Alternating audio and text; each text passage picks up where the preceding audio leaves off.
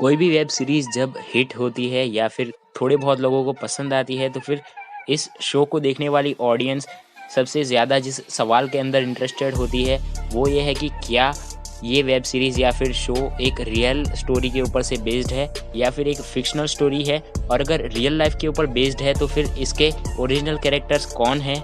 और रिसेंटली कुछ ऐसा ही हुआ आश्रम वेब सीरीज़ के साथ, जिसके लगभग 3 मंथ के पीरियड के अंदर 2 सीजन्स 1 बाय 1 रिलीज़ कर दिए गए हैं और ये एक बहुत ही बड़ा हिट शो साबित हुआ है फैंस के अंदर।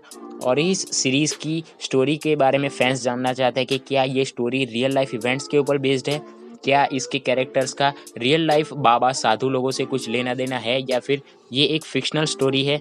उसी सवाल का जवाब आपको इस वीडियो में देखने को मिलेगा। उससे पहले आप इस वीडियो की टाइमलाइन को देख सकते हैं। So without wasting any further time, hello YouTube, you are watching mister theory. मैं हूँ DJ. So let's begin. Aashram web series जब रिलीज़ होने वाली थी उससे पहले, जब रिलीज़ हुई तब और उसके रिलीज़ होने के दोनों सीज़न कंप्लीट होने के बाद भी ऑडियंस के अंदर ये क्वेश्चन सबसे ज़्यादा ट्रेंडिंग है कि क्या बाबा निराला का कैरेक्टर जो है वो किसी पर्टिकुलर बाबा या फिर साधु के ऊपर से इंस्पायर होकर लिखा गया है या फिर ये प्योरली फिक्शनल कैरेक्टर बनाया गया है इस शो के क्रिएटर के द्वारा। तो उसके ऊपर इस शो के क्रिएटर का ऑफिशियल स्टेटमेंट मैं आपको वीडियो के एंडिंग में पढ़ के सुनाऊंगा और आपको दिखाऊंगा भी।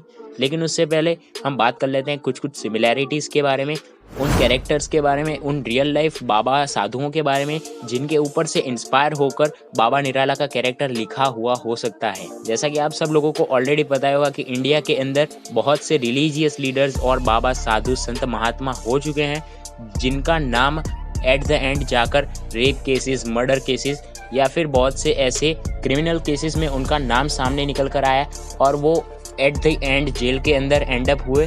तो ऐसे बाबा साधुओं के तो आपको ऑलरेडी नाम पता ही होंगे, जिसके अंदर डेरा सच्चा सौदा के बाबा गुरमीत राम रहीम, आसाराम बापू, राधे माँ और भी ऐसे बहुत सारे लीडर्स हैं। मैं किसी पर्टिकुलर रिलीजियस लीडर का नाम लेकर किसी की रिलीजियस बिलीफ्स को हार्म नहीं पहुंचाना चाहता। अब मैंने इतने सारे बाबा साधुओं के नाम इसलिए लिए क्योंकि यहाँ पर कुछ इवेंट्स जो हमें इस वेब सीरीज़ के अंदर दिखाए गए हैं वो थोड़े बहुत मिलते जुलते हैं इन बाबा साधुओं के लाइफ के अंदर हुए इवेंट्स के साथ। जैसा कि आप सब लोगों ने आश्रम वेब सीरीज़ के अंदर वो जो आश्रम के अंदर भीड़ भाड़ होती है और वो मतलब ज़्यादा स्पॉइल ना करते हुए आपको सीन अगर याद आ गया हो तो आप उस सीन को कंपेयर कर सकते हैं गुरमीत बाबा राम रहीम के आश्रम के साथ हुए इंसिडेंट के साथ, जो कि आपको जानने को मिल जाएगा इंटरनेट के ऊपर। मैं ज़्यादा डिटेल में आपको इस वीडियो में नहीं बता सकता। और बाबा का उनके साथी साधुओं के ऊपर रेप करने वाला इंसिडेंट, जो कि बहुत से बाबाओं के नाम इसके अंदर शामिल है, तो फिर इसके ऊपर से भी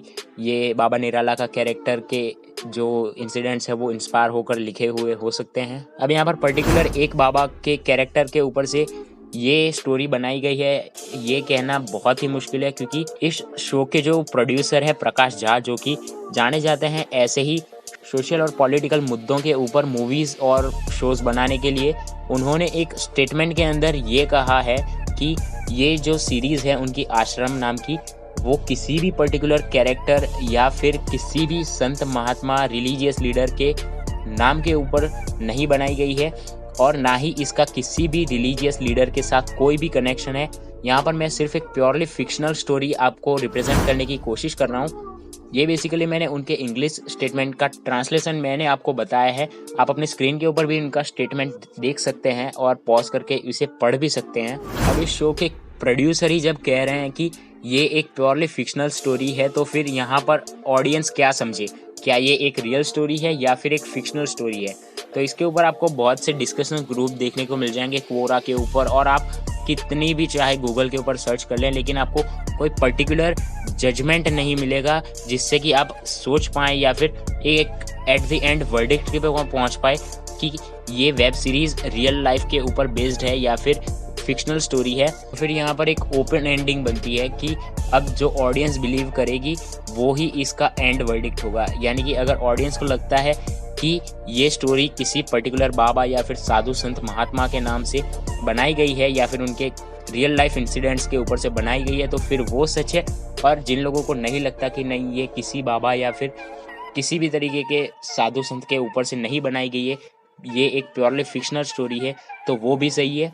यानी कि एट द एंड ऑडियंस जो सोचती है वो ही सही है। अब व्यूअर्स के मन में सवाल ये भी उठता है कि जब ये वीडियो मैं बना रहा हूँ, ये मैं इतना सारा भाषण दे रहा हूँ, फिलॉसफी झाड़ रहा हूँ, तो फिर इस वेब सीरीज़ की स्टोरी के ऊपर मेरे क्या व्यूज़ हैं? तो फिर मेरे व्यूज़ सिर्फ़ और सिर्फ इतने ही हैं कि ये वेब सीरीज़ के कुछ इंसिडेंट्स हमें रियल लाइफ बाबाओं के इंसिडेंट्स के ऊपर से इंस्पायर होके लिखे हुए देखने को समझ में आते हैं। जिस तरीके का लुक भी यहाँ पर बाबा राम रहीम के सिमिलर बाबा निराला को दिया गया है, लेकिन ये पूरी की पूरी स्टोरी किसी पर्टिकुलर बाबाओं के या फिर उनके इंसिडेंट्स के ऊपर से लिखी गई है, ऐसा मानना बिल्कुल भी वैलिड या फिर लॉजिकल नहीं होगा।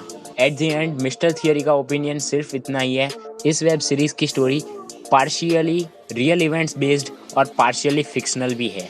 अब आपको क्या लगता है कि क्या ये स्टोरी फिक्शनल है या फिर रियल लाइफ इवेंट्स के ऊपर बेस्ड है? वो आप मुझे कमेंट करके बता सकते हैं। अगर वीडियो पसंद आए तो वीडियो को लाइक कर सकते हैं, चैनल को सब्सक्राइब कर सकते हैं, दोस्तों को सजेस्ट कर सकते हैं शेयर करके, और अगर वीडियो पसंद नहीं आती तो फिर डिसलाइक भी कर सकते हैं। I'll see you guys in the next one. Till then, goodbye and take care.